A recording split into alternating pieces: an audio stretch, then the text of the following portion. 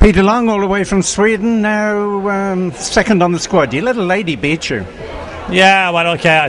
I can think lady can beat me now. I'm going to beat them too on Sunday on the final, I guess. But you've got a good team set up here, the team that are bowling in the World Men's Championships in Munich next year. Are you still gelling as a good team? Well, I'm not going to be joining that team if that was the question you have. I'm not playing anymore in international on the national team for Sweden. If that was the question, you didn't pay enough money. I don't know. I'm done with my bowling on that stage now.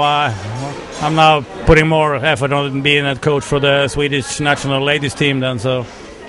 Oh, congratulations on that, and congratulations too on being the team manager for the Federation Cup that was here at Bowling Trabaldus a little earlier in the week. Yeah, thank you very much. It was a good start of the week, and I hope it continues until Sunday, and I will be on the podium.